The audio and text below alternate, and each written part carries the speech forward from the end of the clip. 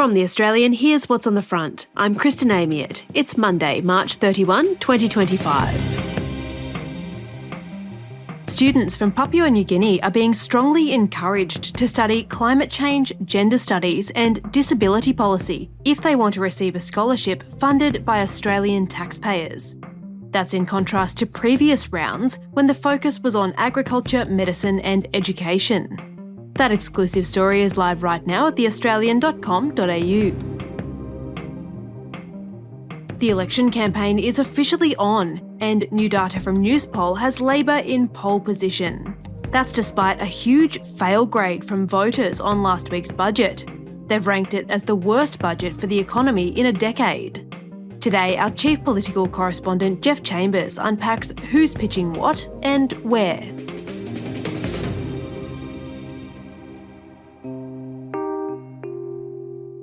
Ready to go? You bet. Born ready. After months of faux campaigning and at the end of an intense budget week, it's now on. The date is set and Australia will go to the polls on the 3rd of May. It'll mark the beginning of a 5-week campaign centred around the cost of living. The Prime Minister, Anthony Albanese, is looking to become the first Prime Minister since John Howard in 2004 to be re-elected. Now, you choose the way forward. Your vote has never been more important, and your choice has never been more clear. On Saturday morning, Anthony Albanese popped up in northwest Brisbane, in the heart of Peter Dutton's electorate of Dickson, where he was heckled in the middle of his very first official campaign press conference. What about the fact that people my age can't get any housing, we can't get rentals anymore, we have no future in this country anymore? Don't you think that's kind of ridiculous? No? Just down the road in Milton, at Brisbane's famed 4X brewery, Peter Dutton targeted Labor's performance on energy and was targeted himself by anti-nuclear energy protesters. Mr Dutton, why are you lying to the Australian people about the cost of nuclear and gas? It's going to cook the country.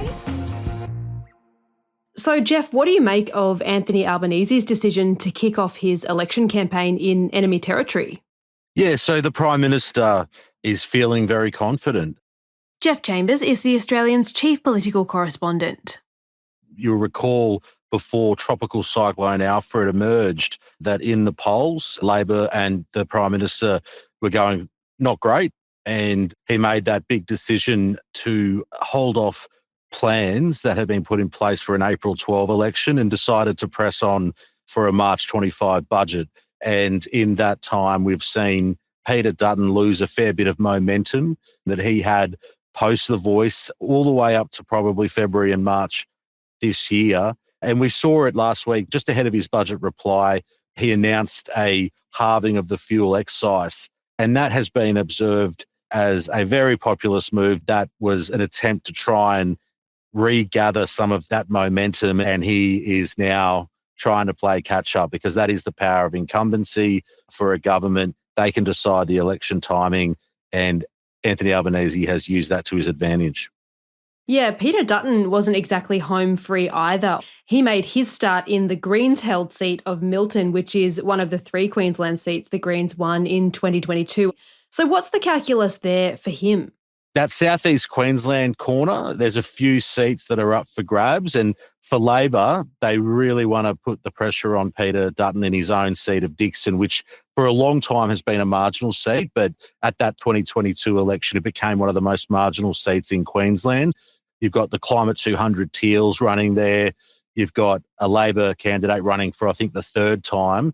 And then you've got all the unions will just pump a lot of resources and money into the seat of Dickson. And the reason that they do that is to distract the leader. The leader has to spend some time at home and has to do some sandbagging of his seat. So I don't think that Labor think that they can win it, but they just want to really distract Peter Dutton from the broader competition. On Sunday, the campaign buses headed south, Albo to the Canberra suburb of Downer by way of Bega, and Peter Dutton to the Western Sydney seat of Fowler. It's there that the battle lines are being drawn. Fowler was a safe Labor seat until 2022, when independent Daly, a former Liberal, flipped it in a race against Christina Keneally, who'd been parachuted in by Labor. These days, it's held on the slimmest of margins. There's just 2% in it. What are the key battlegrounds in your view? I think that Victoria is really important for Peter Dutton. It's a seat that Labor thought that Peter Dutton would never have a chance in, but the state of play there for Victorian Labor, as we've seen in some of the recent state by-elections, show that there is a mood against the Labor brand down there. But in saying that, the best case scenario would be for Peter Dutton to pick up seats like Aston, which they lost in that by-election in 2023, seats like McEwen and seats like Chisholm, which has a high Chinese Australian population. So there's a handful of seats that they want to win. And they also have some really super marginal seats down there in Deakin and Menzies. So they have to hold their seats and win. But this election will be won or lost in the big state of New South Wales. The issues vary depending on where you are. I think that Labor now resigned to the fact that they'll lose that New South Wales South Coast seat of Gilmore, which is super marginal. And then there's other battlegrounds like the New South Wales Hunter region, particularly the seat of Patterson, which is based around Port Stephens, and in the redistribution lost Curry to Hunter next door. And that's the site of where Chris Bowen was looking to put the Hunter offshore wind zone, which has really infuriated some locals there. So there'll be some pressure for Labor there in the Hunter and also on the Central Coast in the seats of Robertson and Dobell. But it's not going to be easy for Peter Dutton, and they're the seats he has to win. Then you go into Sydney, and in Western Sydney, it's a huge battleground.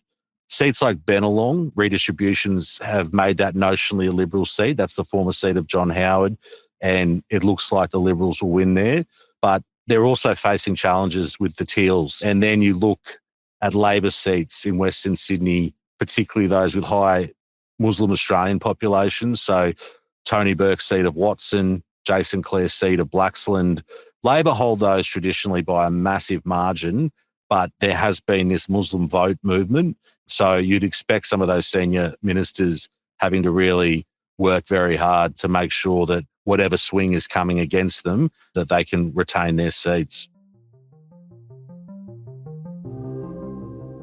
Coming up, Labor and the Liberals make their pitch to voters.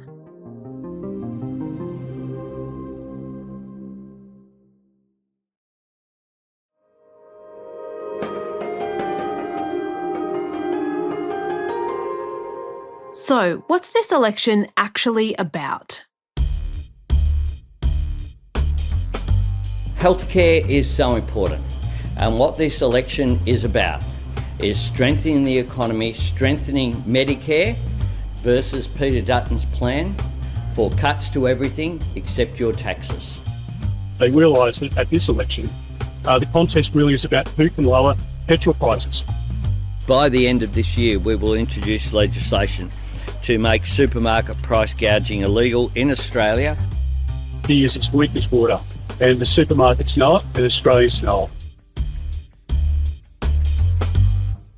We're not seeing any sort of really deep and meaningful, comprehensive, bold, courageous, whatever you want to call it, economic reforms. We're looking at fairly big spending, populist type of policies like cheaper medicines, urgent care clinics, mental health funding, important areas, but ultimately both sides know that the top tier issues are still cost of living and housing.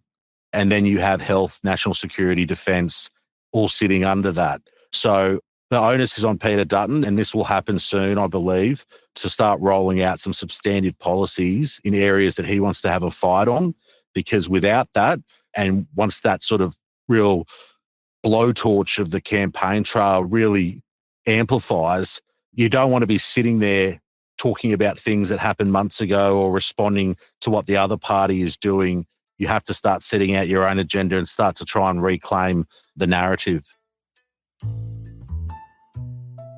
In last week's federal budget, the government pulled off a genuine surprise, announcing a teeny tiny tax cut of 2% for all Australians.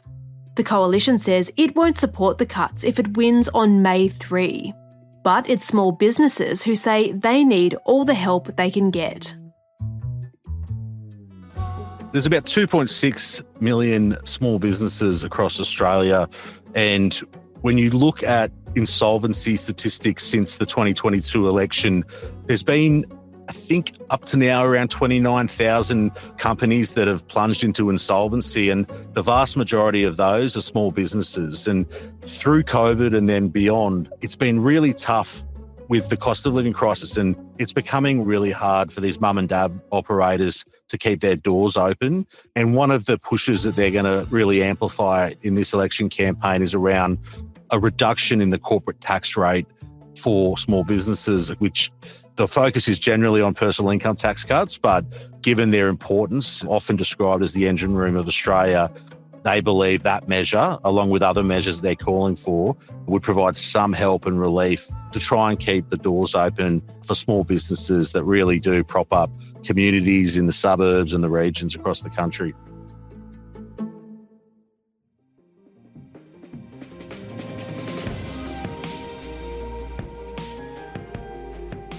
Jeff Chambers is The Australian's chief political correspondent. You can keep up with all the latest from the campaign trail at theaustralian.com.au.